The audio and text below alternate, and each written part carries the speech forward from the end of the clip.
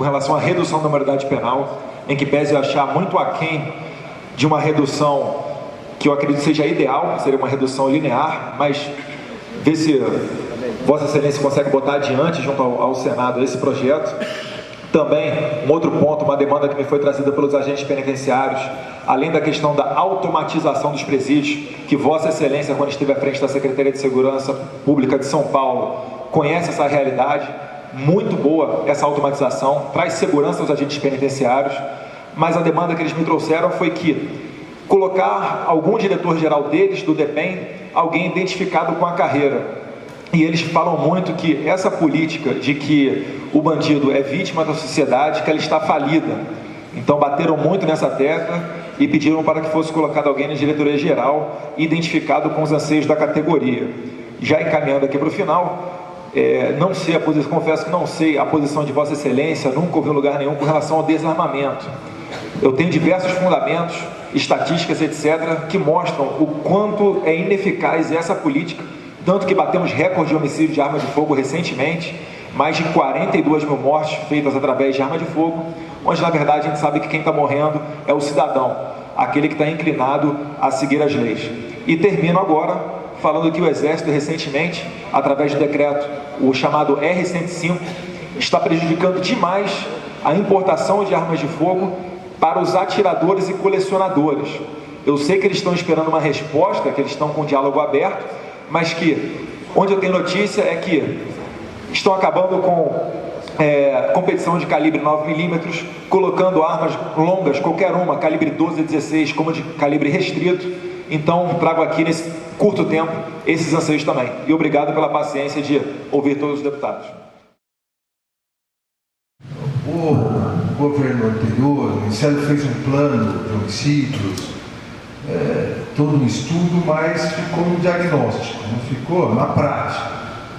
Então a questão de homicídios, eu inclusive já fiz uma primeira reunião, a primeira reunião que eu fiz foi com todos os secretários de Segurança Pública em relação a homicídios e dentro dos homicídios, um subitem importantíssimo, já estava prevista essa reunião, logo que eu assumi, os homicídios ligados à violência doméstica. Que vem aumentando, e não só a mulher como vítima, a mulher como vítima, mas também o homem como vítima, porque a mulher, anos e anos humilhada, espancada, num momento reage e acaba sendo duplamente vítima. Durante esses anos de humilhação e depois ainda ela acaba sendo processada e presa por homicídio. E várias vezes o filho do casal, que não suportando mais as agressões em relação à sua mãe, acaba, num gesto precipitado, mas acaba matando o companheiro, o próprio pai. A questão dos homicídios é uma questão muito importante, com mais tempo depois eu vou detalhar como nós pretendemos combater isso. A questão do tráfico de drogas e tráfico de armas, isso é absolutamente essencial. Isso foi uma bandeira minha na Secretaria da Segurança. Eu cobrava muito do governo federal durante quase um ano e meio, e obviamente agora não dá para ficar cobrando de mim mesmo, né? Então eu tenho que agir, tenho que atuar. Logo que assumi, falei com o presidente Temer, ele já montou uma câmara de vários ministérios, porque não adianta só o Ministério da Justiça, com a Polícia Federal, com a Polícia Rodoviária Federal, com a Força Nacional, Ministério da Defesa, a questão da garantia da lei e da ordem. Já tive 2 reuniões importantes com o ministro Jungmann, com comandantes do Exército. Nós temos que avançar um pouco. Eu sei que as Forças Armadas são refratárias em relação a banalizar a questão da GLO. Também sou contrário à banalização. Nós não podemos tornar as Forças Armadas mais uma polícia, porque no momento que nós precisarmos, aí está banalizada a questão. E a operação das Forças Armadas é muito cara, é bem mais cara que qualquer polícia, e é entendível isso. Enquanto nós podemos fazer uma operação com 10 viaturas da polícia, as Forças Armadas colocariam 50, porque elas não podem recuar nunca. Não podem recuar, porque aí, quem virá depois, se houver o recuo? Então elas acabam colocando muito mais gente do que precisa corretamente mas isso acaba sendo muito caro, mas nós estamos chegando ao meio termo, né? O ministro Júlio é a favor também da utilização maior disso, e nós já estamos finalizando a Itamaraty, dos meus pedidos ao presidente, já conversei com o ministro Serra, não é possível que quase 90% da maconha que entra no Brasil entre pelo Paraguai. 53% da cocaína que entra no Brasil entra da Bolívia. Mais de 75% das armas, Paraguai e Bolívia. E os dois países que dependem economicamente do Brasil, de acordos bilaterais, que nós não façamos nenhuma sanção diplomática, ou pelo menos uma chegada mais forte diplomática. É muito importante que o Itamaraty tenha essa presença. Então também o presidente já determinou a Receita Federal, em virtude do contrabando. Então nós já estamos, toque de caixa, planejando como vai ser a estrutura, e adiantando um pouco, nós vamos fazer 3 grandes bolsões de segurança dessa atuação. Uma atuando nos países de origem da droga, do contrabando, de onde vem a arma, e aí Itamaraty e Polícia Federal principalmente, atuando junto às forças de segurança desses países. Um segundo bolsão nas fronteiras, Polícia Rodoviária Federal, Polícia Federal. Apesar das nossas fronteiras secas, quase 17 mil quilômetros, mas nessa região que pega principalmente Paraguai e Bolívia, nós temos muitos lagos, muitos rios, então aí as Forças Armadas podem auxiliar muito, tanto a Marinha quanto o próprio Exército, subsidiariamente. E um terceiro bolsão importante, e a minha atuação aqui no Ministério vai ser de total cooperação com os estados, porque quem tem efetivo são os estados. Quem tem efetivo grande, policial, são os estados. Basta verificar o efetivo somado da Polícia Federal, Polícia Rodoviária Federal, é perto do efetivo dos estados. E nesse sentido, um terceiro bolsão, nós estamos mapeando tudo por georreferenciamento, as rotas, junto com a inteligência dos estados, para aqueles que escaparem disso serem bloqueados, para que não chegue ao mercado consumidor. Então, há algumas rotas importantes que passam Goiás, Distrito Federal, Tocantins, para chegar a todo o Nordeste. Outras que pegam São Paulo, Minas e Paraná, para chegar ao Sul e Sudeste. Então, tudo isso é necessário de integração entre as polícias. Os secretários de Segurança Pública estão animados com essa cooperação. É importante, ninguém equilibra, não vou nem dizer vencer essa guerra, ninguém equilibra essa guerra se não houver cooperação também com os estados. Para se ter uma ideia de números, a fronteira do México com os Estados Unidos tem 3.000, um pouco menos, 2.700 quilômetros de extensão. O Brasil tem quase 17 mil quilômetros de fronteira seca. Só nessa fronteira México-Estados Unidos há uma força policial específica de 22 mil homens, fora o DEA que atua, o Exército, e mesmo assim não conseguem bloquear tudo. Então ninguém tem aqui a inocência de achar que se bloqueia tudo. Mas hoje nós estamos absolutamente desequilibrados nisso. O que entra de fuzil, o que entra de .50, nós tivemos, lamentavelmente esse ano, entre outros policiais, mais 2 policiais mortos em São Paulo, na Anchieta, depois do assalto a uma empresa de valores, com um tiro só de .50. Arrebentou o corpo todo do policial, porque não há colete à prova de bala que resista a isso. Então nós temos que atacar lá, onde vem essa arma. Para se ter uma ideia, só no ano passado o Paraguai importou 26 mil Glocks,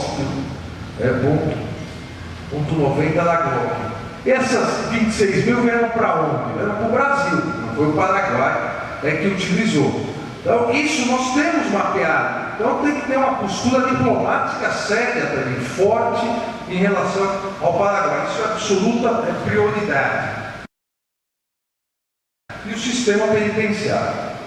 O sistema penitenciário, onde o crime organizado acaba tendo tempo de se preparar. Nós estamos, eu sei que mesmo nessa mesa isso não é pacífico, mas nós estamos fornecendo a mão de obra barata e quase escrava para o crime organizado. No momento em que é o chamado tráfico privilegiado, aquele traficante que é muito mais próximo do usuário do que propriamente do traficante, aquele que é primário, que está traficando 5 pedras em crack para consumir uma. Na hora que nós prendemos, jogamos ele na penitenciária com os traficantes mesmo, ele é uma marionete dos traficantes. E nós estamos inflando isso, aumentando, né, o exército do crime organizado. Então nós temos que pensar isso. Depois eu vou concretamente apresentar, sei que vários aqui já apresentaram esses projetos. Nós temos que tratar de forma dura, ao meu ver, tratar de forma dura o tráfico mesmo, o traficante, porque o traficante é o médio, grande traficante. O traficante, a droga, ela vem já banhada em sangue. Então, o tráfico, crimes praticados com violência ou grave ameaça, isso tem que ser tratado de forma dura. Agora, crimes praticados sem violência ou grave ameaça, nós temos que dar uma resposta, porque a impunidade, ela é o alimento da criminalidade, mas uma resposta proporcional. Nós temos que investir corretamente com fiscalização, restrições, penas alternativas, até para ter espaço no sistema penitenciário, para deixar mais tempo aqueles que praticam crimes graves, com violência, grave ameaça. Não é possível, sim, ninguém entende, e nós não conseguimos mudar isso. Eu vou pedir o apoio, peço aqui, vou ficar reiterando o apoio de vocês. Não é possível que alguém que pratique roubo, e o roubo é o crime que mais amedronta a sociedade como um todo, porque duvido que qualquer um de nós, eu me incluo aqui, não tenha tido um familiar que já tenha sido roubado. Roubado à mão armada, aquele medo de ser morto. É muito mais fácil qualquer um de nós sermos vítimas de latrocínio do que de homicídio. Porque o latrocínio é o roubo que não deu certo, por algum motivo você acaba sendo vítima. E não é razoável que aquele que roubou com fuzil, ameaça, seja condenado 5 anos, 4 meses e 1 dia, que a pena é mínima sempre. O Brasil tem pena máxima, mínima e máxima, não sei para o quê, porque sempre a pena mínima, e com 11 meses está na rua já, por causa da progressão. 1/6 da pena está na rua. O ano passado nós prendemos em São Paulo uma quadrilha que tinha realizado 21 furtos com explosivo de caixa eletrônica. Trabalho de investigação do DEIC com o pessoal de Rio Preto, e como disse o nosso secretário, ex-secretário, a polícia, esses casos pode demorar um pouco, mas pega.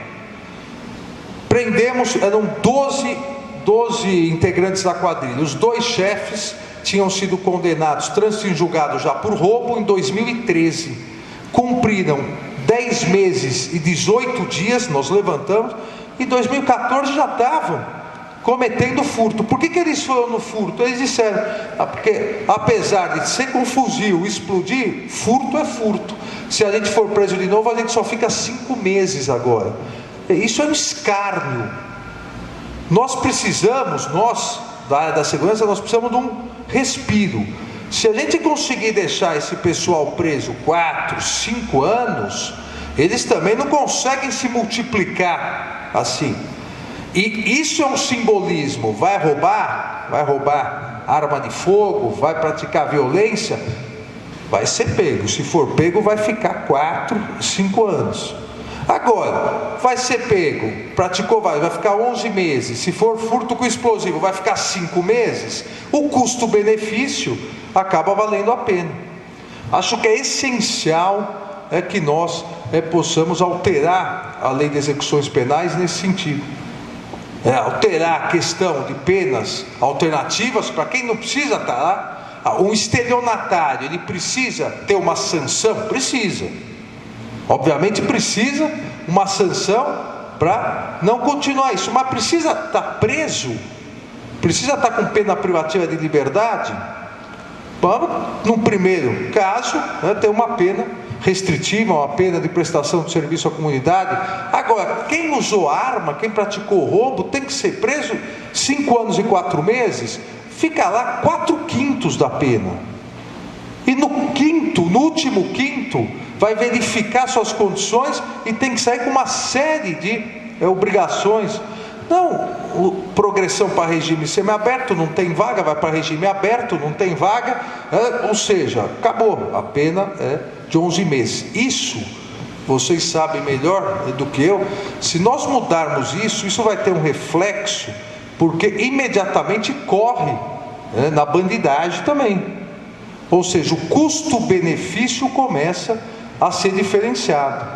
Acho que essa questão da LEP é importantíssima, porque a gente altera a porta de entrada, de saída, e aí dá para cuidar de forma mais rigorosa em relação à criminalidade organizada, aquela que tem que ficar presa mesmo.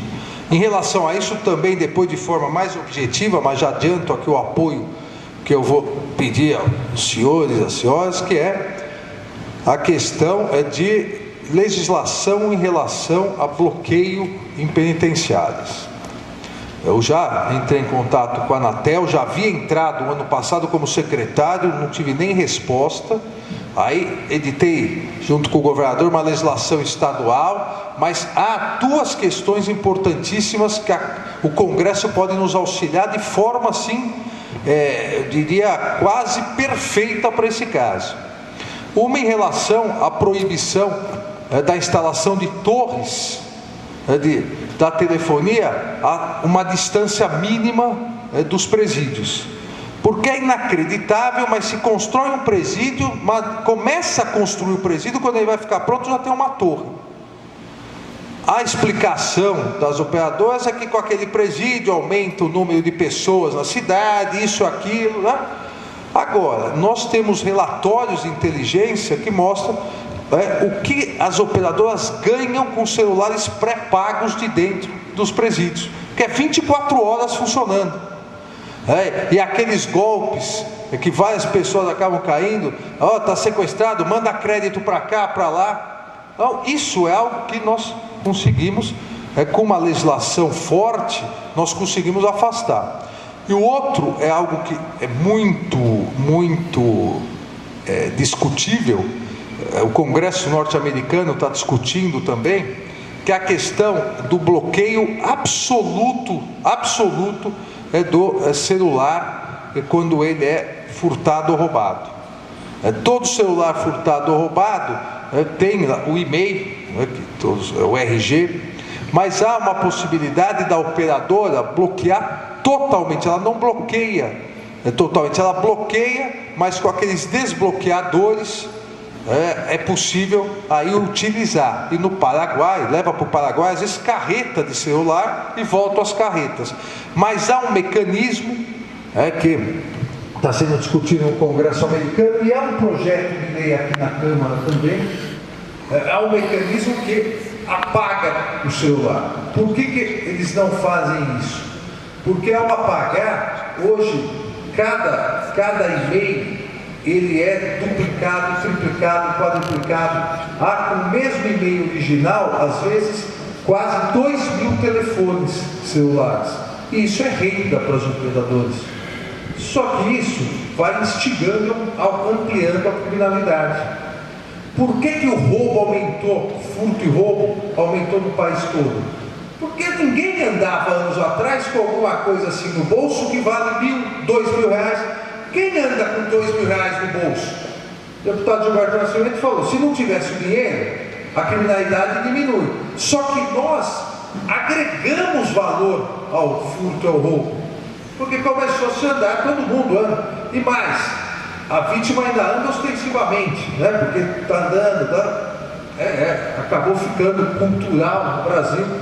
Se nós colocarmos a res furtiva não vai ter mais valor econômico para quem pegar, a gente dá uma diminuída. Óbvio, mas tem uns componentes ainda, mas se diminui.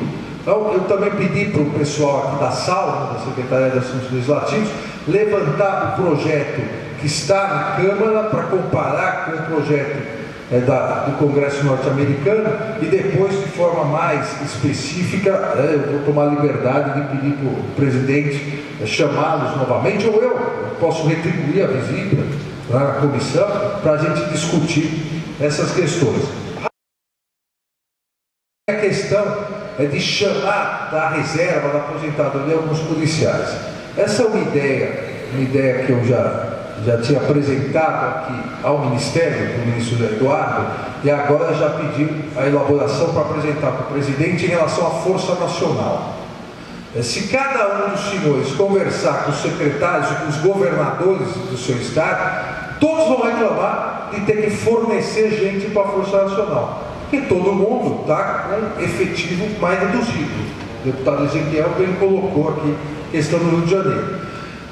E é possível nós estabelecermos a possibilidade, não é uma convocação, porque tem que ser voluntário, mas um edital daqueles que passaram para a reserva, aqueles que queiram participar, que possam servir até 5 anos na Força Nacional. A gente consegue montar um time coeso de pessoas experientes. Hoje, com 42, 43 anos, o policial já está aposentado. Então, é possível formar um time coeso e, ao mesmo tempo, não desfalcar as polícias, principalmente as polícias militares do Estado. Uma última questão, que é a questão de armas. Eu já havia encaminhado ano passado ao comandante do Exército, com todo o respeito, obviamente, às Forças Armadas. Ao meu ver, não se justifica mais, não há nenhuma justificativa para que quem tenha que autorizar as polícias dos estados a fazer licitação internacional, a comprar fuzil, a comprar outras armas, seja o Exército. A gênese dessa previsão lá atrás da Revolução de 30, de Getúlio Vargas, para impedir que os estados pudessem se fortalecer e reagir ao governo federal. Acho que nenhum estado tem essa intenção há muito tempo. E, obviamente, com a progressão da aeronáutica, nenhum estado tem mínima possibilidade de fazer frente às Forças Armadas. Bastam 2 caças decolarem que acabou qualquer questão em relação a isso. Agora, também não é possível o monopólio que existe. Não é possível o monopólio, como disse o deputado Major Olímpio. Nós estamos já com laudo em São Paulo, de uma compra que foi feita em 2013, nem na minha gestão, era uma compra que foi feita com um projeto da Taurus, que era um projeto que ela desenvolveu para o Chile, usou para o Brasil e deu errado. A Polícia Rodoviária Federal está finalizando também um laudo, também de problemas com as armas. Ou seja, não é questão de ser contra a empresa, não é questão de ser contra a indústria nacional, mas sem concorrência, ninguém evolui. As armas que a indústria nacional concorre lá fora são muito melhores, todas, do que as que utiliza aqui dentro. Lógico, porque lá fora tem concorrência. Aqui é um monopólio total. No ano passado, nós íamos comprar 750 fuzis. Pedimos autorização para o Exército, enrolou, demorou. Eu fui pessoalmente, quando saiu a autorização, aí não deu tempo de finalizar a licitação até o final do ano, restos a pagar, toda aquela dificuldade. Então, já conversei, me reuni com o general Vilas Boas para chegar a um entendimento. Ou seja, se fixar, tudo bem, ou nós alteramos a legislação, e aí depende dos senhores, das senhoras, ou o Exército fixa algumas armas que não pode. e deixem aberto o restante. Porque é necessária a questão hoje de uma aquisição maior de armas internacionais, de outro calibre, de fuzis. E uma outra questão que essa já está equacionada, só precisando regulamentar junto ao Exército, é que as polícias possam utilizar os fuzis, o armamento que apreendem. Não tem cabimento. Só na última semana, segunda, terça e quarta, que eu estava na Secretaria de Segurança em São Paulo, antes de vir para Brasília, quinta foi a posse. Na segunda, uma grande operação do DEIC, nós apreendemos 12 fuzis novinhos, sendo um deles .50. Na quarta, uma outra grande operação do DENARC, mais 9 fuzis, mais uma .50. Ou seja, 21 fuzis novíssimos em uma semana. A gente tem que dar para o Exército isso para destruir, quando pode fazer todo o cadastro e uma regulamentação para os utilizar. É um negócio óbvio para nossas forças especiais da polícia. O importante na questão de armamento, e daí eu entro na última questão, liberados, é o cadastro, é o DNA da arma, é saber quem comprou, como comprou, está cadastrado. Isso vale para essas armas que são apreendidas, e isso vale também para o indivíduo que tem todos os requisitos e queira ter uma arma. Agora, a arma está lá, a gente sabe, aquela arma é do sujeito X. Se essa arma aparecer em algum lugar, se essa arma for vendida sem autorização, se essa arma praticou crime, nós vamos chegar a quem comprou. Então, isso é o importante. Não importante para não fiscalizar, para não cadastrar, acabar proibindo quase de forma absoluta. O Estatuto não proíbe de forma absoluta, mas na prática é uma dificuldade gigantesca. E há casos, já me foram narrados, eu já pedi informações para tomar providência, há casos de quem tem porte, às vezes há 4, 8, 10 anos, aí num determinado momento é negado. Não tem nenhuma justificativa. Se tem há tanto tempo e nunca nem praticou um crime com isso, por que agora ele não tem mais direito a ter? E é o que foi colocado, que cada estado tem a sua peculiaridade. Isso é outra questão que depois mais detalhadamente eu vou procurá-los. Ano passado eu apresentei, junto com o governador Alckmin, levamos à Câmara, os líderes depois assinaram 2 projetos de lei complementar, com base no artigo 22, parágrafo único, delegando alguns pontos, porque a Constituição permite isso, alguns pontos específicos para que os estados pudessem legislar sobre pontos de investigação. Nosso código é muito antigo, de 40, e todos os senhores sabem melhor que eu, para discutir código no Congresso, isso leva muito mais tempo. Então, alguns pontos específicos de investigação e outros de legislação da LEP, da legislação de execução da pena. Nós podíamos ampliar essa discussão e outro projeto de lei complementar para a questão do desarmamento também. Porque é diferente aquela pessoa que mora no interior, como disse o deputado, ou mora lá também no interior do Pará, no Amazonas, da pessoa que mora nos jardins e quer ter um fuzil. Não, quer ter um fuzil, não. Ou é colecionador ou atirador, ou não tem uma justificativa. Nós precisamos, e isso é uma convicção minha há muito tempo, nós precisamos delegar mais aos estados. Nós precisamos dar mais importância às peculiaridades de cada estado. A gente não consegue avançar no sistema penitenciário, questão de armamento, a própria investigação, porque tudo tem que ser feito um padrão que sirva, desde o Rio Grande do Sul até o Amazonas, desde São Paulo até o Acre. E aí, como são peculiaridades totalmente diversas, fica naquilo que não resolve nem para São Paulo, nem para o Acre, nem para o Amazonas, nem para o Rio Grande do Sul. Ou seja, nós conseguíssemos, e seria inédito, porque desde 88 não houve nenhuma delegação, se nós conseguíssemos isso, seria um avanço, entendeu?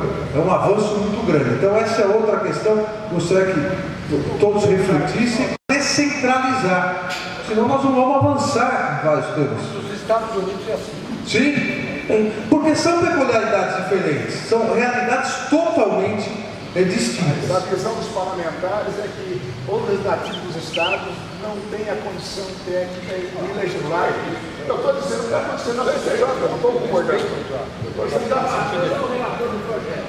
Eu sou relator do projeto. Meu parecer foi contrário. Porque eu acabei ouvindo. Eu sou relator do projeto e o parecer realmente foi contrário. Isso porque eu acabei ouvindo os chefes de polícia de cada estado. Realmente, tem chefe de polícia de alguns estados que chega e diz o seguinte: se isso acontecer no meu estado, a Assembleia, tá, que com todo respeito tem muitas dificuldades, vai ser um horror a legislação. E aí, logicamente, muita gente também da comissão entendeu que esse tipo de legislação tem que ser uma legislação que fique por conta do Congresso Nacional, uma legislação nacional. Agora, é claro, nós estamos abertos para ouvir, não é? E sermos convencidos disso, inclusive chamar aqueles que trouxeram argumentos contrários para convencê-los disso. Agora, eu quero deixar muito claro o seguinte: isso não foi uma coisa só na minha cabeça, não. Quando eu acabei ouvindo muita gente na comissão que entendeu isso, e o nosso parecer foi muito nessa direção. Deputado, na verdade, eu acompanhei isso. O que se colocou é sempre, e nós não avançamos na questão da segurança, infelizmente, por questões corporativas. E eu me reuni depois com a Associação dos Delegados, cada estado, porque o que se colocou no primeiro momento alguns colocaram, com essa delegação, cada estado vai poder colocar o ciclo completo do estado. E eu isso é um absurdo, porque isso feriria o artigo 144 da Constituição. Então, o que eu peço, o deputado já foi o relator, o que eu peço é o seguinte: o projeto, a apresentação é a ideia. Nós podemos, porque a Constituição diz pontos específicos, detalhar tanto que não dê margem nem para essa dúvida. Tanto que na alteração do projeto, quando começou a dar essa dúvida, porque falava autoridade policial, daí vários delegados falaram, a Assembleia pode interpretar que a autoridade policial vai ser o oficial da PM, então aí foi mudado por delegado de polícia. Então aí é a delegação para pontos específicos. O que eu falo que eu brinco, e aqui chegou o nosso comandante-geral da Polícia Militar de São Paulo, o Coronel Gambarolo, ele sabe que eu, 1 ano e meio, falei sempre isso. Eu tenho filhos gêmeos. Eu tenho 3 filhos, mas os mais velhos é um casal de gêmeos. E eu falava para a Polícia Civil e Militar: eu sei como tratar com irmãs. Porque você não pode dar mais para um do que para outro, porque senão os dois vão reclamar uma hora. Não, eu já tenho experiência de vida nisso, vamos trabalhando em conjunto. Essa delegação não tem nada a ver com essa questão estrutural, até porque nem poderia, porque isso é questão funcional, mas nós avançaríamos muito mesmo. Henrique.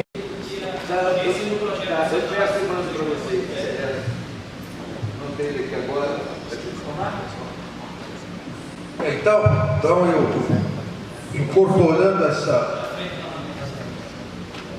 Assim, eu já anotei para cá a agenda, e o contrabando também nessa reunião que nós fizemos com o presidente é de 70 a 100 bilhões que nós poderíamos arrecadar, cigarro, bebida, inclusive armas. Muita...